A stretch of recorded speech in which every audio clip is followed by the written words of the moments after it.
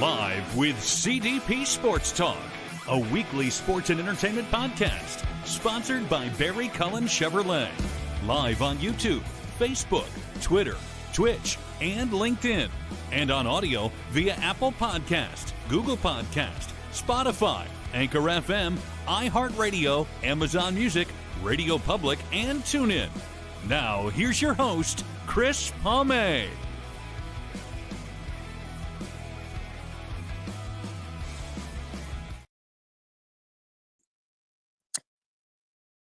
Good morning, everybody. Welcome to Season 9, Episode 43, overall 488 of Live with CDP Sports and Entertainment Talk Show, brought to you by Barry Cullen Chevrolet Dealership at 905 Woodlawn Road West in the Guelph Auto Mall.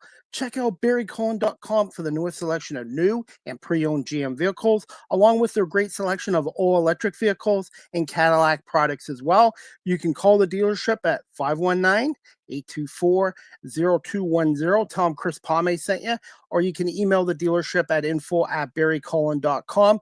Barry Cullen Chevrolet Dealership has been family run and operated here in the city of Guelph since 1969, and I've been a proud customer of Barry Cullen Chevrolet since 2000, and they've been a part of Live with CDP Sports and Entertainment Talk Show since 2022 as well. Live with CDP Sports and Entertainment Talk Show is also brought to you by Wellington Brewery at 950 Woodlawn Road West in Guelph, Ontario. Check out their website, wellingtonbrewery.ca. Try a Welly on, and please remember to drink responsibly. Wellington Brewery is also celebrating their 40th year in 2025. They are Canada's oldest local craft brewery as well. I hope everyone's doing well on this Thursday, January 23rd, 2025 already. And we had some bitter temperatures in the 30s here, but it's now warmed up. It's now a balmy -10. And I'm excited to have our guest on tonight. I believe this is her fourth time on Live with CDP Sports and Entertainment Talk Show. And her name is Christine Lisi. She is a journalist and sportscaster in Hartford, Connecticut with ESPN Radio as an anchor. And we're going to bring her on and talk a little bit about her favorite team, the Buffalo Bills, and break down the Bills' win over Baltimore and preview the AFC Championship game against Kansas City, as well as the NFC Championship game with Philadelphia and Washington. I almost said Baltimore for some reason. Good morning, Christine. How are you? Good morning, Chris. I'm good. How are you?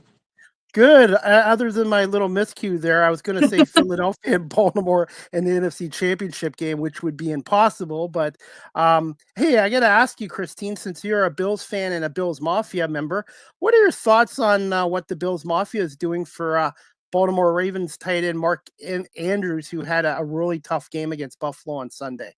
I think it's awesome. It's something that I'm very proud to be a part of Bills Mafia, and it's amazing to see how we can rally around other people.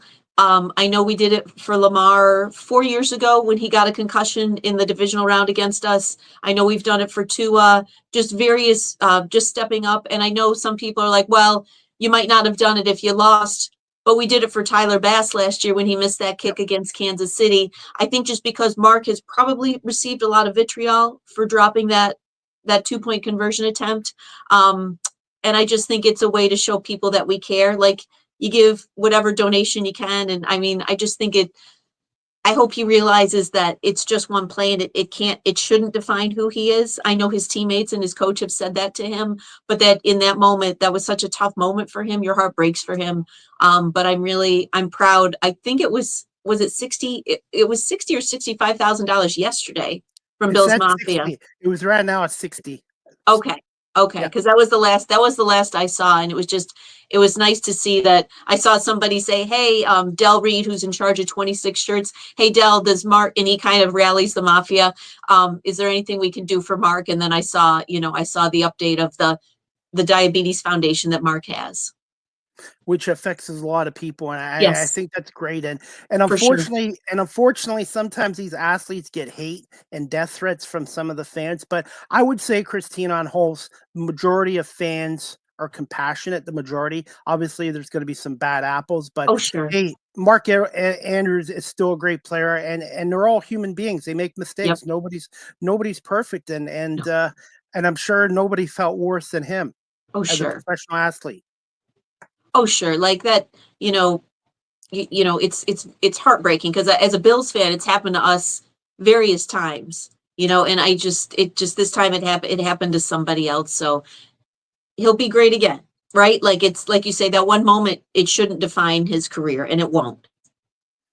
Look at Saquon Barkley this year. The Eagles lost to Atlanta in, I think, September. They lost by 1 point, and Yep. he dropped a sure touchdown pass. And you know Yep. what? Philly fans didn't turn on him. They that didn't stop him from having 2,000 No, yards.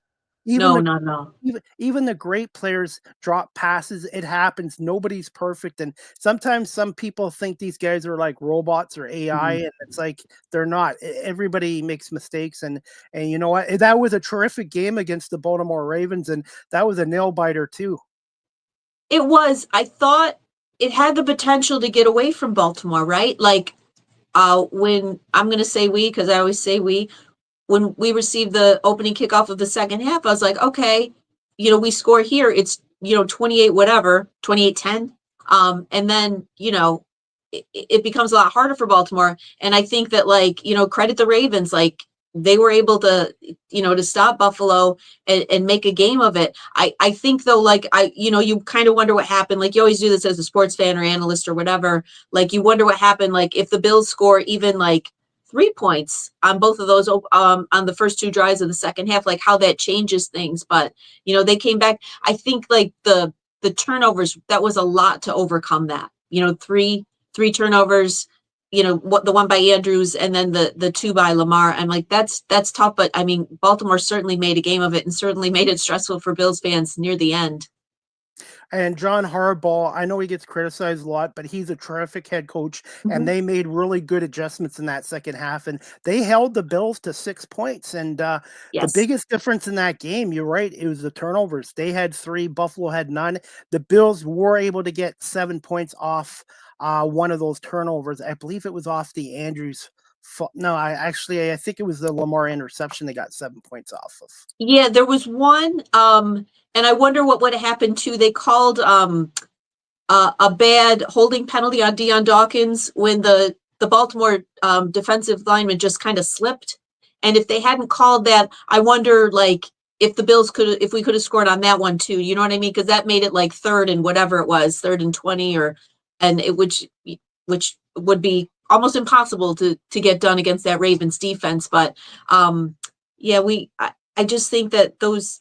And I want to say one more thing too. Like, even if Andrews catches that 2-point conversion at the end of the game, Josh Allen's got 90 seconds Yep. to at 90 least go seconds. down and get a field goal out of it. So it wasn't necessarily that was going to be overtime. So I wanted to add that part too.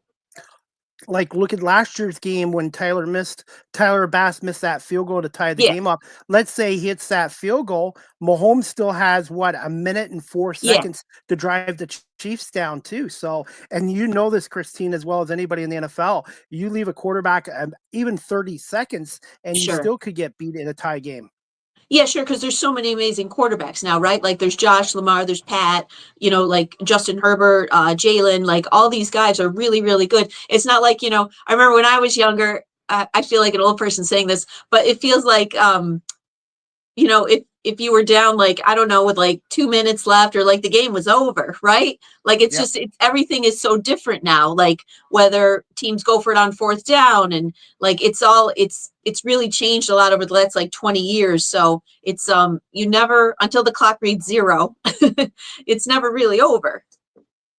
Look at the Eagles-Rams game. The Yeah. Eagles were up 13 points Yes. with 4:30 to go, and I'm like, everybody in Philly and myself's like, okay, this game's over. Then Matt Stafford, within a minute, touchdown, cuts the lead to 6. The Eagles get the ball back, do nothing with it, and then Stafford and the Rams were like 15 yards away from winning that game, and Jalen Carter made that big sack, which forced them into a 4th and 11. And the LA Rams, I'm going to say this, regardless if you're an Eagles fan, Bills fan, Kansas City or Washington fan, there are no more gimme games in football, period, especially in the playoffs. Yeah, and I said that to my husband, like when Saquon ran that touchdown in, and with 3 minutes left or whatever that was, my husband Rob's like, "Oh, it's over." I was like, "I don't know. I think that the Eagles are going to find a way to maybe make this interesting, and the Rams certainly will make it interesting," and they did. It got dicey there as well, and Yes. Because you wouldn't think a team that plays inside, a warm weather team, would be able to play in that snow, and the Rams did a really good job of that.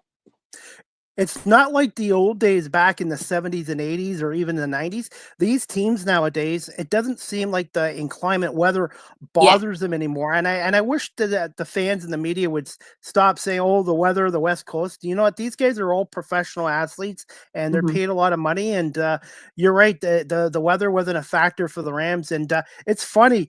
Lincoln Financial Field looked like Orchard Park. Yes. In Orchard Park, the Philly got way more snow that day than the Bills Ravens game, and the weather really wasn't too much of a factor in Orchard Park. No, it was cold, but I was surprised because I was like, "Is that?" Because it snowed a little bit, and then I checked the forecast, and it was supposed to stop at like 7, but it wasn't nearly what it was in Philadelphia, which was kind of surprising because it was snowing pretty good in Philadelphia. Especially in that second half. But like I said, these playoff games, Christine, whether you're a fan of one of these 4 teams, I think it's going to come down. I think both these games this weekend are going to come down who has the ball last and who executes the best. And clean football is huge. The Eagles had no turnovers. The Rams had 3. And it seems like all these playoff games are basically decided on turnovers.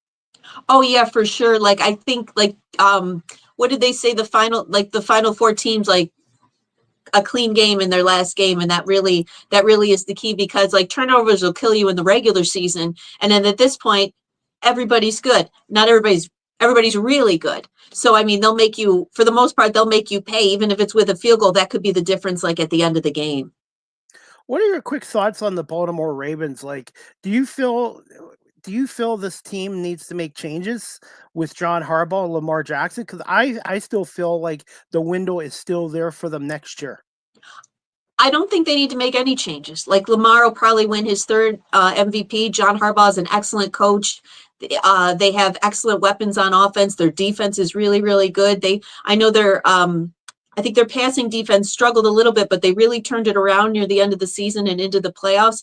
I think sometimes, like, the great Joe Torre once said, like, sometimes it's just not your day, right? Like sometimes the other guy's just better. The other team is just better. The other goalie, whatever sport it is, right? Sometimes it's just not your day. In a 7-game series, like in hockey or baseball or whatever, or basketball, like you have 7 games to prove yourself. But football, it's one day. Like, what if you just are off that day? So sometimes it's just not your day. Just ask the Detroit Lions. They had a terrific season, the number 1 seed for the first time in history, 15-2 record, and they played their worst game of the year against a very hungry and very good Washington team. Yeah, like Jaden Daniels was incredible. Like Jared Goff, I did not stay up for the whole game because that was too late for me. But like when I looked the next day, I was stunned at what happened. But it was just, it's one game, and that's football. That's playoff football. Christine, I wanted to get your opinion on the MVP. I know Lamar, Josh Allen, I even think Jaden Daniels should be in that conversation, but I think running backs should be back in it again. I know Barry Sanders won it 3 times. Adrian Peterson won it. I think Saquon Barkley really should get considered, because I don't think the Eagles are where they are without Saquon Barkley. And that's no disrespect to Josh Allen or Lamar Jackson or even Jaden Daniels. Right. And Jared Goff and Joe Burrow are the other finalists. Yep. I think you're right. MVP is so hard. Like I find it hard in the other sports too, because if you take that person off the team, then any of those guys, right? Like any of those guys, whether you take Saquon or Lamar or Josh or Joe or Jared, like where are they? So it's such a hard call. Like it's hard to see how they determine what it is.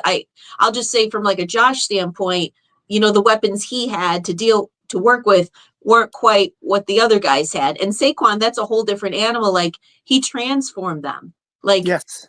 Jalen was hampered by that knee on Sunday, and he came through big time as he has much of this season. So it's really hard. I assume it's going to be Lamar.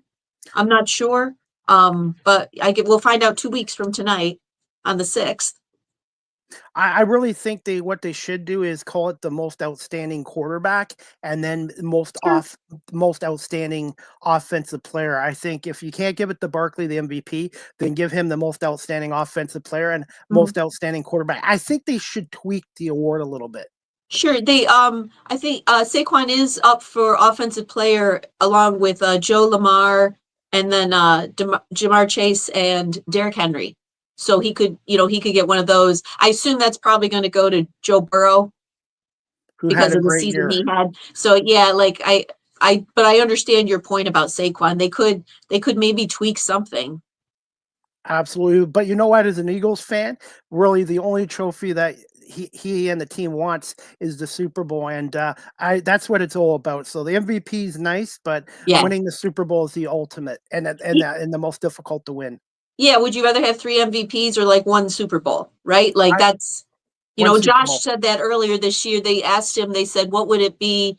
Because he, whenever he became like one of the favorites for MVP, what would that mean to you? He goes, it means we're playing well and we have a chance to win a Super Bowl. Christine, I wanted to also ask you this as well. What has made Josh Allen a better quarterback this year than even last year or the past few years with having Stephon Diggs and Gabe Davis? I think Joe Brady has had a lot to do with it. This is his first full season as the OC, and I hope he doesn't go anywhere. I think that had a lot to do with it. I think not having a bunch of different guys to work with, because Joe wants to, spread the ball around. They want to, he wants to run the ball and mix it in with passing rather than, I don't know if Josh maybe felt in the past that you had to get it to Steph because he's wide receiver 1. Maybe that was part of it. And that was probably part of the reason for the turnovers, like trying to force the ball to Steph, maybe a little bit too much. And maybe he's just come into his own. Like he's just had a great season. He made a huge leap from his rookie year to 2020. I call it when he became Super Josh. In 2020 during the pandemic, because I was like, we ended up getting the NFL Sunday ticket for free, and I'm not sure how that happened, but we did. And I remember watching every week. I'm like, oh my God, we got our guy. And then like this year, he's taken it to another level because of the lack of interceptions. I don't think he threw an interception till the Seahawks game, and those 2 interceptions were actually kind of on the receivers. But he's just like. He's had such a great season. I think some of it's Josh, some of it's Joe Brady. And then I just think that like, it just works. I remember at the beginning of the season, I always watch all the videos after the games. And it was a game that we won close and probably because of our defense. And Josh is like, hey, D, we're going to get there. We're going to figure this out. And Thurman Thomas had said, like, I saw an interview with him. He said, the offense is this close to getting there. And Thurman was right because the offense figured it out and we're in the Final 4. And look at the weapons they have too. And I wanted to ask you this too, Christine. What are your thoughts on running back James Cook, Ray Davis, and Ty Johnson? I love those guys. Like James Cook has really come into his own this year too. Like he just seemed to come in determined to have a great year, and he's had a really great year. Should have been a Pro Bowler. We should have had more than just 2 Pro Bowlers and more than 1 second All-Pro, but whatever that is. Ray Davis has come in and like what a story he's been from his past to get to here. And Ty Johnson, Josh calls him the best 3rd down back in the league. And he really comes through. Like it is amazing to see him, how the contributions have come on the team from the running game like that. I just like those guys are just such an amazing big part of the team. I still see in my head Ty on that last run just sliding. just so we could run out the clock. Like I just have like, he's been so huge. And one of the touchdowns in the wild card game, like at the end, like how did he catch that, right? Against the Broncos. It's just, it's nice to be able to mix it up, because then people can't just concentrate on defending the pass. Like you have to watch the run too. I'm old school, and I've been saying this for years. Obviously, passing is important, but old school football. And look at the Philadelphia Eagles the last 4 years. Their strength has been the running game, especially with Jalen Hurts being a running quarterback, similar to Josh Allen. And the Eagles also have Kenneth Gainwell as well. It's important not just to have the star running back, but to have depths like the Detroit Lions with Gibbs and Montgomery. And I think that's what makes Buffalo difficult. James Cook is very underrated as far as I'm concerned, and Ray Davis brings speed, Cook brings finesse, and Ty Johnson is just solid. And I think they have an advantage over the Chiefs in this game on Sunday. I hope so. I was going to say too, the Bills teams in the 90s had that too, because Thurman was the star, and then but we also had like Kenny Davis and Carwell Gardner, the fullback, like guys who could come in and get the job done. Kenny Davis actually played in Thurman's place in the Houston game, in that comeback game. So it's like, it's nice to see. It's nice to see that again. And like you say with the Eagles, like that running game, it's so important to be able to mix that up. Right? Because like if you're going to just pass, you can't. I don't really think that's a formula to win. And also, too, the running game needs a good offensive line. And obviously, Buffalo's offensive line, I think, has done a great job protecting Josh Allen. But it has been really good with the running game, too, because you need those guys on the lines, too. Yeah. And I like to watch Mac Hollins out there getting his blocks done. Like I love to watch like how everybody's willing to do whatever it takes. Like you might not get all your touches or all your targets, but like you're willing to do whatever it is, because all that matters at the end is a win. What is the difference between Mac Hollins now than when he was a Philadelphia Eagles? He just seems like he's, I guess, matured, but when the Bills picked him up, I'm like, okay, the Eagles had him, but he seems to fit in well with Bills Mafia. He does. Like I enjoy all the stuff like Fred Flintstone or dressing like the beach, the bare feet. I'm always cold, so I can't understand how he walks around in bare feet. But I know that Coach McDermott has like kind of embraced this, let everybody be themselves. And I'm not saying other teams didn't do that with Mac. I don't know, but like I think maybe that's part of it for him. Like he can just be himself, and like he does this other funny thing on Instagram. Like it was like home tips for October, and like how to change your filter in your furnace, and like you're like all these neat things that like kind of connected him with fans. And sometimes you just have to you have to get to the right situation, whether it's like a free agent or where you're drafted. Like I know, I had heard in the past, like, oh, these teams passed on Josh Allen, like, but I'm like, you might not have been a good fit for him, right? Like he came to the place that he was supposed to go. That's kind of how I look at it too. Like, because you can see somebody go to another situation. Like I've seen a lot of former Sabres go on and win Stanley Cups with other teams. And then I hear Sabres fans grumble. I'm like, he went to a situation that worked for him. Like he was a piece for them, right? Like you're a hockey fan, Yes. Like I just think sometimes with guys, like you have to go to the right situation and then it works. Like Giants fans, Saquon, he wasn't going to do that with you guys. And no. I don't mean to be disrespectful, but like he went to a situation that was ready-made for him in Philadelphia. Absolutely. And I know the Red Wings brought in Vladimir Tarasenko from Florida to score 25, 30 goals, and he is not fit in with Detroit. He's struggled. And just because you come into another organization doesn't always mean you're going to be successful. So it has to be the right fit. And I agree with you there, Christine. Just like with Saquon Barkley, it was the right fit for the right city at the right time. Yeah. And I just like, sometimes that's just how it works.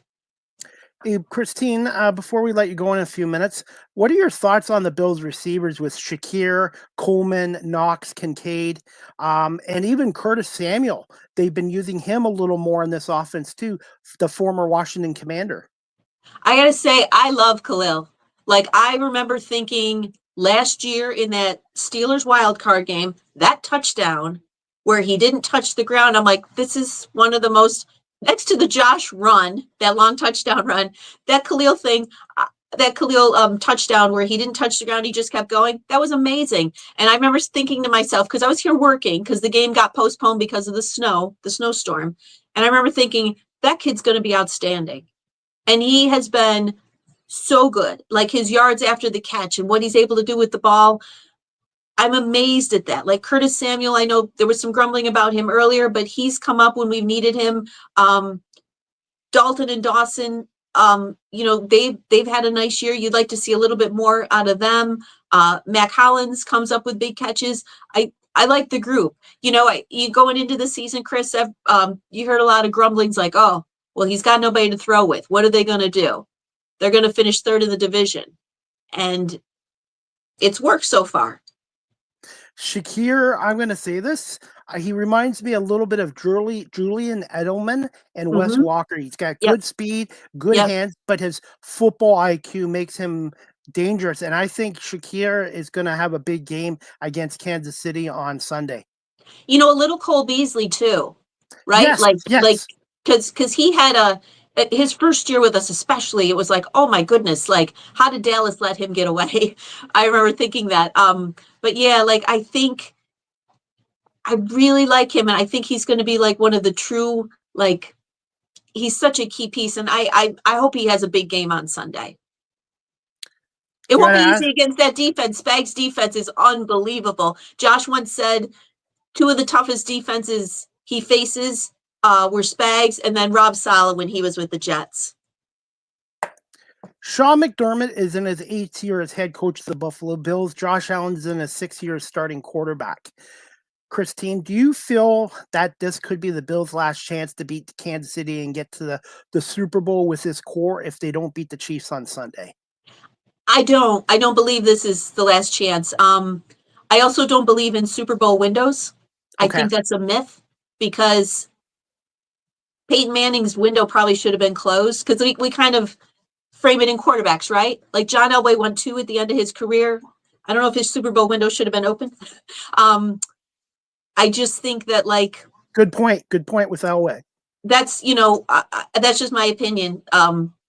I know Super Bowl windows are a big talking point for a lot of people, but I don't believe it's our last chance. I also have faith in my team, so I'll be very excited for Sunday. I'm like 2 more.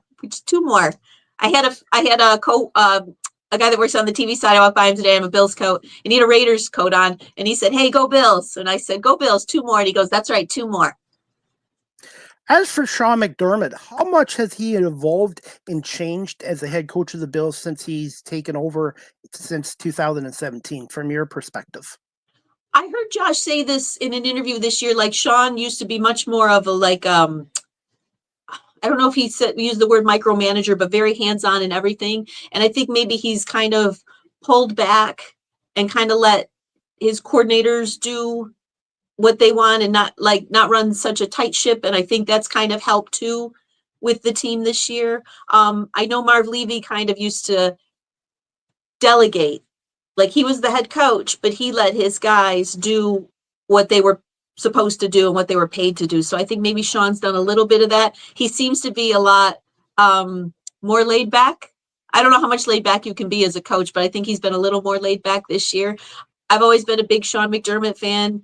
No matter what happens this weekend, I will continue to be, because I remember between Marv and Sean, we had a lot of not great coaches, not a lot great coaching.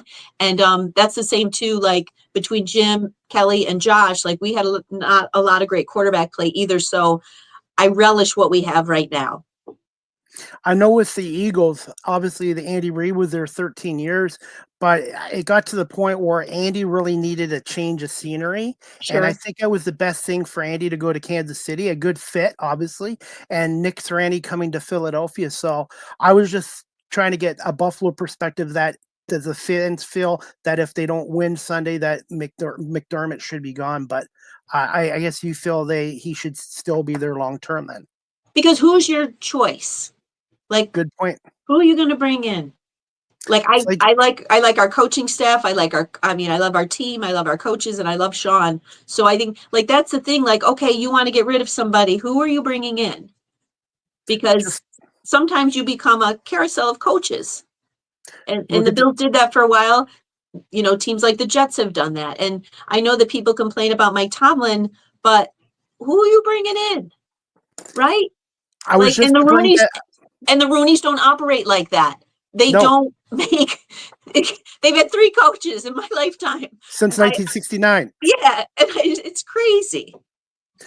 Look at the Detroit Lions. They brought in Dan Campbell 4 years ago, and I spoke to some Detroit media.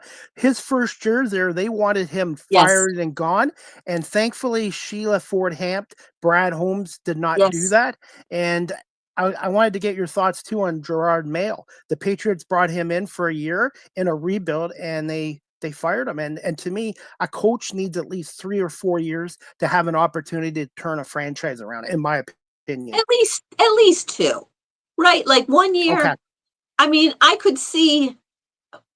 I can't even see anybody get. I thought what they did to him was awful. I understand they love Mike Vrabel, and maybe Vrabel would have gotten the job if they would have known he was getting fired last year, and they didn't have the Mayo agreement that they had. But I just thought the guy. I don't know. I thought he deserved better from that organization. That's just my opinion. It's a tough profession to be in. It was like he didn't even get out of the parking lot. Like wow. He got fired. Like I saw on my phone, I don't know, was it an hour after the game ended against the Bills? Like it was so quick. And I was like, what is happening here? I believe, in my opinion, that the Patriots already had made up their mind way before the Bills game and firing Gerard Mayo. I believe this decision was made probably 6 months ago. Oh, because they wanted Vrabel? Yeah. And that's how I see it. Yeah. So I feel bad for Gerard Mayo, and I hope he gets another opportunity in the NFL or even college football. Hey, Christine, before we let you go in a couple minutes, just quickly, thoughts on the Kansas City Chiefs, and what are a couple of keys to a Bills win on Sunday? If we can get Pat to make a couple mistakes like he did in the regular season matchup, I think if you can put some pressure on him, although he's a miracle worker himself with the ball, like that touchdown pass where he's going down, I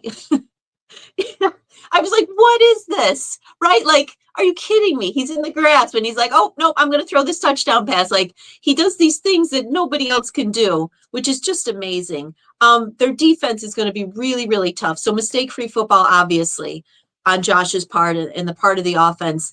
And I just think, like, our defense, like their offensive line, a little shaky this year. So I think if you can maybe kind of get some pressure in there, I just, they're really, really good. Like, I don't know how you beat them. Like, we've been the only team to beat them this year, and like dating back to whenever the Raiders beat them last year. Like their record is like whatever it is, 23-1, or it's obscene. It's just crazy. Like I don't know. But I have faith in the coaches, and I have faith in Josh, and why not us? Our team, like I said last week, somebody asked me if I was about Baltimore, like heard everybody all week like picked Baltimore, of the national analysts and stuff, and I was like, all I said to my mom was, our team's pretty good too, and that's all you can hope for, is that it's your day that day. How will the Bills' mindset be important in this game? Obviously, they've had three straight losses to the Chiefs, a couple losses at Arrowhead, and also too, you're hearing this from the fan base, national media, the officials. So how does Sean McDermott and the coaching staff get this team to completely focus on the Chiefs and not worrying about the officials and stuff like that, or what happened in the past? I think that the team has been really good about kind of putting stuff in the rearview mirror. Like you take that game and whatever game it is, and you learn from it and you move forward. Like I remember asking Khalil Shakir when I talked to him for one of our games for ESPN Radio, I said, it's Chiefs week. Everybody's excited. And he said that they don't look at it that way. It's a game and your opponent's different, but your preparations stay the same. So I really think that's how, I think the officiating and all that stuff, that's for the fans and that's for like the analysts and stuff. And like, I don't think that I don't believe there's some great conspiracy for the Kansas City Chiefs. I don't. I do think sometimes the officiating, and not just football, Chris, you watch sports like I do. They're not great in the other sports sometimes too. Like I've watched some hockey games and I'm like, what is happening here? And it's just it just happens. Like, you hope it doesn't come down to a really bad call. Like, that's all you're asking for these 2 games that we have this weekend. Like, you don't want it to come down to a terrible call and to have the league say next day, oh, our bad, because that doesn't help the team that lost. So you just want a well-officiated game. And to get back to your original question, I just think that Sean and Josh and the leaders, the players, the coaches, you just stay focused on what's at hand, and you don't worry all the outside noise, whatever. That doesn't concern you. That's for other people. And you know But what? if you get caught in that, then you're done. It's funny how when the Patriots were at the end of their dynasty, they were the villains and the Chiefs were the good guys. Yeah. And now the Patriots are out of the picture. The Chiefs are the villains. And it's funny, too. They talked about it on WGR yesterday, Schoaf and the Bulldog with Alex Gold from Kansas City, how the Chiefs have gone from the good guys to the villain. Just like the Buffalo Bills in their Super Bowl run at the end, everybody disliked the Bills. They wanted outside of Buffalo. They had enough of them. And that's what happens in pro sports. When you're successful, eventually the media and the fans of other teams are going to start to dislike you. Sure, like with the Yankees in the 90s and the early 2000s. Yep. And then the Astros had a whole other thing going on, yeah. But they won their championships, and now it's kind of like with the Dodgers too, right? Like I'm still like, where are you getting this money? I know Shohei deferred a lot of his money, but I know the Dodgers in baseball have kind of grabbed the mantle of like this evil empire, but it is funny how that changes. Right. Absolutely. But until somebody beats you, you got every right to be there as well. And the Dodgers are now the villains of baseball. Yes. Yes. And, again, where is this money coming from? It is amazing. They're deferring it for like 20, 30 years, I've been told. A lot of deferring money. Ohtani, I know, is 10. Okay. And then, one of the pitchers that they signed last year, he also deferred money, but I don't know about like Yoshi, and I don't know about like Sasaki. I don't know about but he's not making that much money anyways because he's under 25. Yeah. So that's how they're doing it. But I was like, man, like that deferred money, like nobody else is willing to do that. I didn't even know you could do that. Could you imagine if you could do that in other sports? Like football? Eventually it's going to happen at some point. I think they do with the signing bonuses. They give the guys the money. You can get around stuff in football, but I don't know about to like that extent. But yeah. And you can redo contracts. That's a way above my pay grade for like knowing how all that works. But you can redo contracts and restructure stuff. And I know Von Miller last year, he actually did his contract, so he took like less money, but then there's the incentives. I know you can do like a lot of stuff like that, but the way the Dodgers do it, that blew me away. I'm actually working on getting a player agent on to talk about this stuff because this is a subject that I could talk to an agent about for an hour or two. Oh, sure, for sure. And finally, Christina, what are your thoughts on the NFC East and the NFC Championship game between Washington and Philadelphia for their first playoff meeting since 1991, and it's only the second ever playoff meeting between these two teams? That's crazy. But the Commanders were so bad for 20 years under Dan Snyder's ownership, right? So I guess that explains part of it. My first thought when that was going to be the matchup, I was like, what do Giants fans and what do Cowboys fans think about this? Right? Because I know for me, like if it was like, the Dolphins and the Patriots or, something like that, I'm like, good Lord, what do you do? Wow, Jaden Daniels is good. Like, he's special. It is amazing that the last 2 drafts, the guys picked second are the ones that have played really well. But again, it's where you go and who is surrounding you. And, because poor Caleb Williams, just like poor Bryce Young, like you go to a situation that's just awful. And you usually, when you're drafted high, you don't go to a place where you have a lot of success, right? Pieces in place, yeah. Yeah, especially like one of the glamour positions like quarterback. Like you usually don't have that kind of success, but I mean Washington, like to go on the road, like boom, boom, and win like that is something. Like in the playoffs, and it's amazing what they've done and what Coach Quinn has done. And then, but like credit the Eagles too. Like they could have gone off the rails. Their bye came at the right time. It was early, week 5, right? Yep, they were 2-2. It was super early, and everybody's screaming about Sirianni and about him. Including me. Yeah, well, I was going to say this, like, the guys seem to like him. Like, they don't seem to like all the outside noise and stuff. They seem to embrace who he is and kind of like how he runs things. Well, granted, they're winning, so that changes things. But like the guys don't seem to mind, what's going on. Like it seems to be more of like, a media fans kind of thing. They both should be really good games. I mean, that's what I think. It's hard to pick them.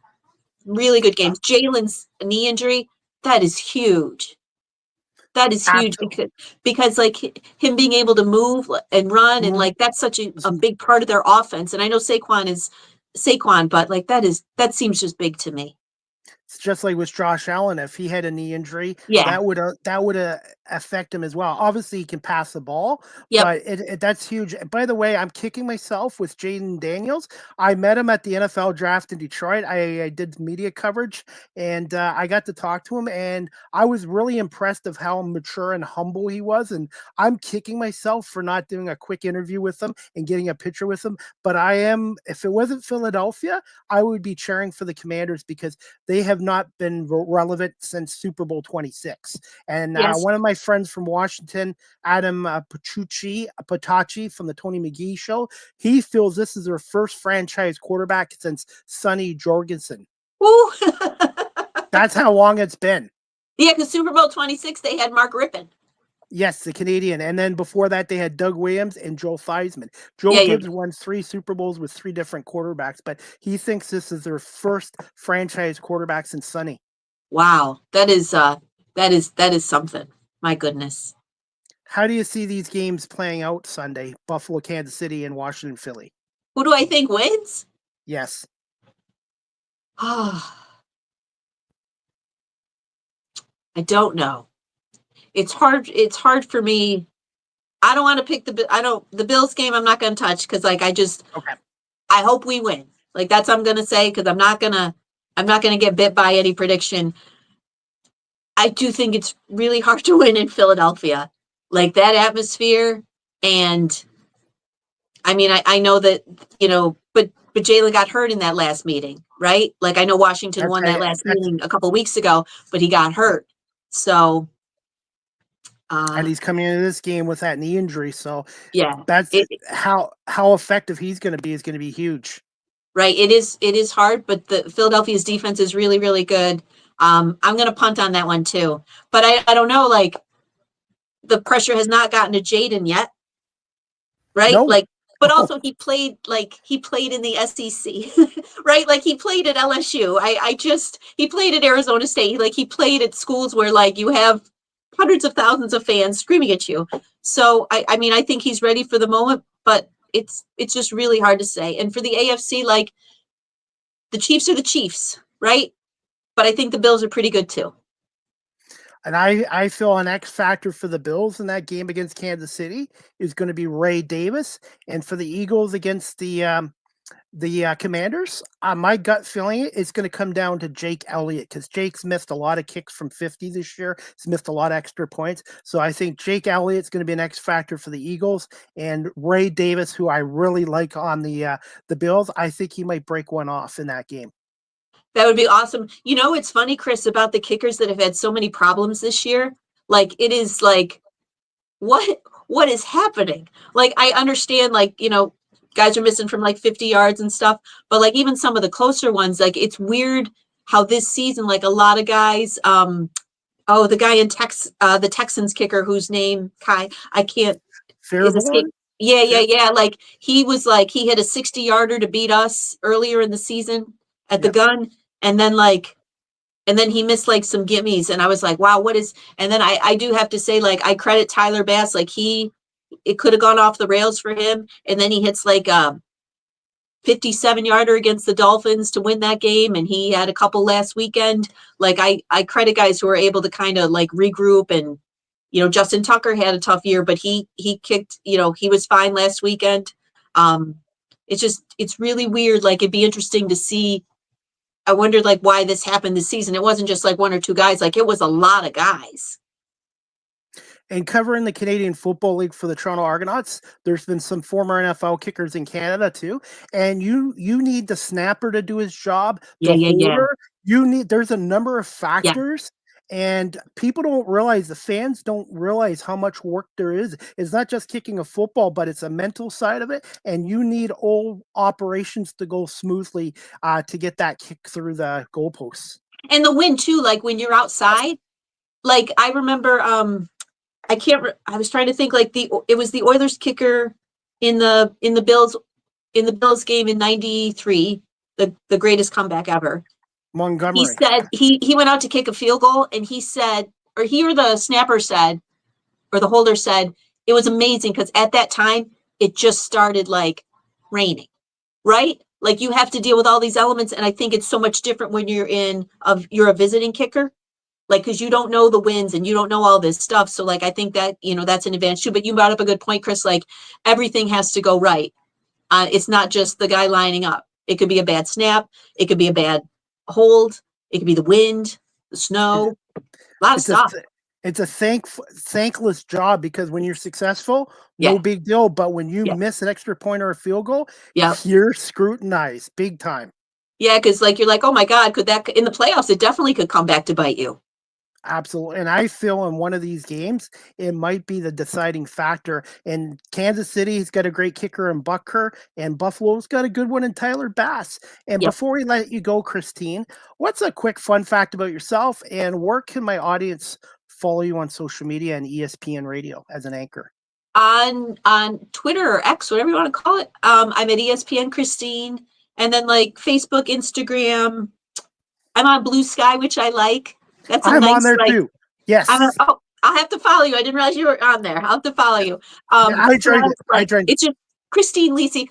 What I like about Blue Sky is that like I've made my feed so that it's like unicorns and rainbows. Okay. Right? Like it's a lot of Bills fans. It's a lot of dog stuff. It's a lot of happy stuff. Like, cause that's, because there's too much other crap on X and everything. Oh, yeah. One thing I'm trying to think, I watch every single Sabres game, even though they are terrible. I watch every single game, and it's nuts. It's nuts because we're not good, and I try to figure out. I'm like, what is going on? I know that the team is young, but like you've all played hockey for a long time. Like, figure it out. It's not so much our starts that are bad, like it's the finishes, and it's just crazy. It's crazy. By the way, I'm friends with Dan Dunleavy, the voice of the Sabres, who's he's followed in the footsteps of Rick Jenneret, and I'm going to have him on my show eventually as well. And the Sabres, that's another story. I really feel Lindy Ruff's the right guy, but I feel, unfortunately, Kevin Adams at the end of the year is going to be the fall guy, and the Sabre fan base deserves better, because this is going on 14 years, and I can do a 3-hour show on the Buffalo Sabres too. Yeah, I think like you got to bring in, like, maybe Kevin can be part of the front office because he's a Stanley Cup winner. He's a Stanley Cup champion. But something's got to work, and I don't know what that is. Look at the Buffalo Bills the last 8 years, and look at the Buffalo Bandits, the National Lacrosse League. Oh, for sure. They are run the right way, and the Sabres, they need, if they could start winning, they would be as popular as the Bandits and the Bills. If they, because Buffalo, you know this, Christine, they're a great sports town, and they're passionate, and 14 years is kind of like what the Bills went through with their 17-year drought. Hopefully they don't match that.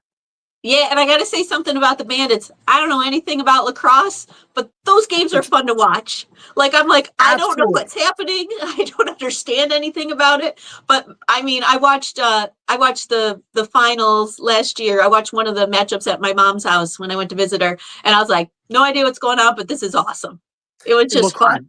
I just picked up lacrosse 3 years ago from my guests, and then the Bandits invited me down as media, and I'm hooked on it because it's a combination of hockey, basketball, and football. And the Bandits sell out 19,000 at Banditland, and their fans are loud as any sports team's fan. I'm hoping, Christine, one day you and your husband will able to get down to a Bandits game. Trust me, you will love it. It's a great atmosphere. It looks awesome. Like it looks, like I said, I don't know what's going on, but it looks like a blast. It is. And before we wrap this up, Christine, for the big game Sunday, what kind of baked goods do you have? I actually don't bake until the victory is done. Okay. And I also get so nervous I don't eat. So my husband will be on his own for dinner. All right. Well, you know what? I think my blood pressure is going to go up Sunday because these games, they're like stressful as a fan. So I wish the games were earlier. Like when I was in college, they were at 1 and 4. yes. 3:30 and 6:30. That's too much time. Too much time to be nervous all day. Unfortunately, it's like here in Canada and the States, TV dictates Yeah. Yep, for sporting sure. events are on as well. But hey, Christine, I want to say thank you for coming on my show again and talking to us about a little bit about the Bills and the NFC. And I wish the Bills good luck on Sunday against the Chiefs. And just make sure you have a great time. And please say hi to Rob for me. And I really want to say thank you so much for coming on, Christine, and continued success with ESPN. And I'm coming up to 500 shows now here. That is awesome. Keep up the good work on your show. I'm very proud of you, my friend, for what you've done. And you do a nice job. I catch all your episodes. So thank you very much for having me on. Good luck to your Eagles and go Bills. Absolutely. Philadelphia Buffalo Super Bowl would be awesome. Fingers crossed. We'll leave it at that. Fingers crossed. Christine, have a great day, and I'll send you the video and audio copy later on. Thanks, Chris. Bye-bye. Thanks, Christine. All right, guys, that wraps up season 9, episode 43. Overall 483 of Live with CDP Sports Entertainment Talk Show, brought to you by Barry Cullen Chevrolet and Wellington Brewery here in Guelph. Speaking of Barry Cullen Chevrolet, I've got a little video here, courtesy of Barry Cullen Chevrolet, and it's about one of their new products, the Cadillac Lyric, the 2024 Cadillac Lyric. Get that gasoline out of here. My name's Shay. I'm with Barry Cullen Chevrolet Cadillac in Guelph. Today we're here at the 2024 Cadillac Lyric. I'm going to give you a walk-around tour and tell you why you need to add this vehicle to your lineup today. Welcome to the 2024 Cadillac Lyric. This is Cadillac's first fully electric SUV with some elegant yet sporty styling and an interior that doesn't miss a beat. This particular model is a sport model equipped with a fully electric dual motor all-wheel drive system on the Ultium battery platform. Now, this particular model is boasting 375 kilowatts of power, which relates to an astonishing 500 horsepower and 525 pound-feet of instant torque response. With 494 kilometers of range, backed with incredible features like one-pedal driving, regenerative braking, and a regen on-demand lever conveniently located behind the driver's steering wheel, Cadillac has helped rid the fear of range anxiety for its customers. Charging is also made easy. Supporting all North American standard charging options, you can choose from a level 1, 2, or even a DC fast charge outlet. You'll notice 122 kilometers of range in just 10 minutes plugged in using that DC fast charge. How convenient is that? Cadillac has over 120 years in the business of luxury automotive craftsmanship. You'll notice stepping inside the Cadillac Lyric, you're greeted right away with this 33-inch OLED display screen, hosting a suite of features from driving modes to comfort and convenience features. The Cadillac Lyric Sport model is also equipped with Super Cruise, which is Cadillac's first hands-free driver assistance technology, which you can explore more than 640,000 kilometers of mapped roadways hands-free, as the Lyric does all the driving for you seamlessly. The Cadillac Lyric also enhances your driving experience by adding ventilated seats, heated seats with power adjustability and memory settings. You'll also notice on the left-hand side of the driver's cluster, you get a few settings to change. You can even include your maps to be conveniently located directly in front of you, so you can never take your eyes off the road. With a ton of cargo space, convenient features, and a 160,000 kilometer 8-year warranty, you now have the peace of mind to enjoy every kilometer of your Cadillac Lyric journey. I hope you enjoyed this video. My name is Shay with Barry Cullen Chevrolet Cadillac in Guelph, and I invite you to stop by and see our lineup of Cadillac Lyrics today. That clip was courtesy of Shay Hines from Barry Cullen Chevrolet here in Guelph. Barry Cullen Chevrolet is the proud sponsor of Live with CDP Sports and Entertainment Talk Show. Speaking of Barry Cullen Chevrolet right now, check out a 2024 Silverado LD Custom pickup truck. No finance payments for up to 90 days, 0% financing for up to 72 months, and make no finance payments for up to 90 days. So that's a 2024 Silverado LD custom truck at Barry Cullen Chevrolet. More details at barrycullen.com or pop by the dealership at 905 Woodlawn Road West in the Guelph Auto Mall. And Barry Cullen Chevrolet has been a proud sponsor of Live with CDP Sports and Entertainment Talk Show since September 2022. And they have been family run and operated here in Guelph since 1969. The next Live with CDP Sports and Entertainment Talk Show, again brought to you by Barry Cullen Chevrolet and Wellington Brewery here in Guelph, Saturday, January 25th at 12 p.m. Eastern with my special guest, Deborah Price, a gospel recording artist, songwriter, and minister. So again, the Live with CDP Sports and Entertainment Talk Show this Saturday, January 25th, 12 p.m. Eastern, 9 on the West Coast, 11 Central Time. Sponsored by barrycullen.com, Wellington Brewery, with our special guest, Deborah Price, a gospel recording artist and songwriter and minister. So tune in, check it out. All right, before we wrap up our show, guys, you can now follow me on Blue Sky, Live with CDP 19, period, bsky.social. That's Live with CDP 19, period, BSKY, period, social on Blue Sky. Wellington Brewery, founded in 1985, is located at 950 Woodlawn Road West here in Guelph, Ontario. Check out their website, wellingtonbrewery.ca. Call them 519-837-2337. Try a Wellion, and please remember to drink responsibly. Take the party anywhere with our zero proof 24-pack. Enjoy our refreshing and non-alcohol options and save with this mix of 24 by 355 milliliter mix pack, a Sinatra sparkling hop water, Cascade sparkling hop water, the Mucho IPA, and the Pommies Anytime cider. Guaranteed fresh and full of flavor, this mix pack is perfect for any occasion.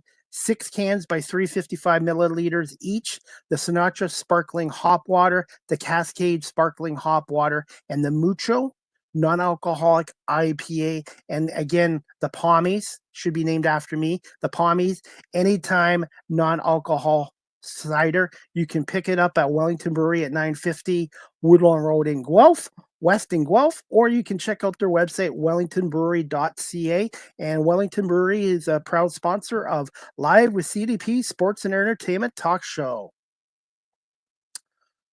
If you're looking to adopt a pet, check out the Cambridge and District Humane Society, 1650 Dunbar Road in Cambridge, Ontario. Telephone number 519-623-7722, or visit their website at cambridgehumanesociety.org. All the animals up for adoption, their profiles are on cambridgehumanesociety.org. And if you're looking to volunteer like myself, you can fill out a volunteer application through cambridgehumanesociety.org. And they're doing a raffle draw, our 50-50 raffle draw on their website as well. Click on their website and click on events as well. And they're still selling 2025 Cambridge District Humane Society calendars for $10, and the money goes down to the programs at the Cambridge District Humane Society. And I want to say thank you to everyone who bought Cambridge District Humane Society calendars from yours truly as well. And there's a lot of great pets down there that are looking for good families and forever homes. And check out Ray and Kenyon and Pickles. Those are some of the dogs I walked yesterday. They're great pets. They're great friends. And I'm hoping they are all adopted soon. And they do a great job at the Cambridge District Humane Society. Again, 1650 Dunbar Road in Cambridge, Ontario. If you're looking to adopt a pet, you have to make an appointment. Call 519-623-7722, extension 0. Live with CDP Sports and Entertainment Talk Show again is live streamed on these platforms: YouTube, Facebook, Twitter, Twitch, LinkedIn, and now Instagram. Please make sure you follow and subscribe to me on social media. My website is beacons.ai/Chris D. Pomay. You can also follow this content creator on TikTok at Live with CDP. And I want to say thank you to my 2,627 followers on TikTok. And if you already haven't, hit the follow button there. And I post a lot of content on TikTok. And I'm happy it's back in the United States. I learned how to do media work and cut promos for my guests and myself through TikTok. So it's been a really great social media app and tool to have. StreamYard is the official live stream provider of Live with CDP Sports and Entertainment Talk Show. If you're into webinars or podcasting, check out StreamYard.com. Live with CDP Sports and Entertainment Talk Show, the audio versions on these platforms: iHeartRadio, Amazon Music, Spotify for podcasts, Apple Podcasts, Breaker, Pocket Casts, Spotify, Castbox, LinkedIn, Pandora, Tuned In, YouTube Music, and Good Pods. And make sure you follow me and hit subscribe as well. And Live with CDP Sports and Entertainment Talk Show is on Stream Punk Entertainment. That's Stream Punk Entertainment I am on. And I want to say thank you to Scott Churchson for having me on his talk show network. So check out Stream Punk Entertainment when you get a chance. Finally, you can email the show at cpome19@gmail.com. Also, guys, if you're looking for a cameo, I am on Cameo. If you want a personalized video, from yours truly, Chris Pomay, cameo.com, and type in Chris Pomay and make sure you book your cameo today. And finally, guys, you can follow me on these social media platforms: Facebook, Twitter, X, Threads, Blue Sky, Instagram. And also remember to subscribe to my YouTube channel. Type in Chris Pomay, Live with CDP Sports Talk, and make sure you hit the follow and the subscribe and like notifications there as well. And that's about it, guys. I want to say thank you again to my guest today, Christine Lisi from ESPN Radio. She's an anchor there. She is a huge sports fan and a fan of the Buffalo Bills. So thank you to Christine Lisi from ESPN Radio for coming on. And my next show is Saturday, January 25th at 12 p.m. with my special guest, Deborah Price, a gospel recording artist and songwriter as well. And also, guys, check out my last Small Talk podcast show from the other night with Marlene Sharp and myself and our guest, and Annika Heimel. She's a filmmaker, and we spoke a little bit about her career as a filmmaker, storyteller, producer, director, but we also talked about the devastation of the LA fires. So my prayers and thoughts to those affected in LA right now with the fires. And if you are able to help out online, the best way to do it, from what I see, is the American Red Cross AmericanRedCross.org if you'd like to help out those affected by the forest fires out in Los Angeles. And that's about it, guys. We've got the NFC and the AFC Championship game this weekend, Sunday, January 26th. It's going to be the Washington Commanders and Eagles at Lincoln Financial Field, 3 o'clock kickoff there on Fox with Kevin Burkhardt, Tom Brady, and Aaron Andrews. And then 6:30, the Chiefs, Bills from Arrowhead, Jim Nantz, Tony Romo, and Tracy Wolfson as well. I am predicting Philadelphia to win in a very close game, and I'm predicting Buffalo to upset Kansas City. So Super Bowl 59, I'm predicting Philadelphia versus Buffalo Super Bowl. But anyways, guys, again, thank you to Christine Lisi for coming on from ESPN Radio, and thank you everyone watching this live streamed and on my audio platforms, and hope everybody has a great afternoon, and we'll see you back here for Live with CDP Sports and Entertainment Talk Show, brought to you by Barry Cullen Chevrolet Dealership and Wellington Brewery here in Guelph, Saturday, January 25th, 12 p.m. Eastern, with gospel recording artist Deborah Price. Have a great day, everybody, and thanks again for watching and listening to Live with CDP Sports and Entertainment Talk Show.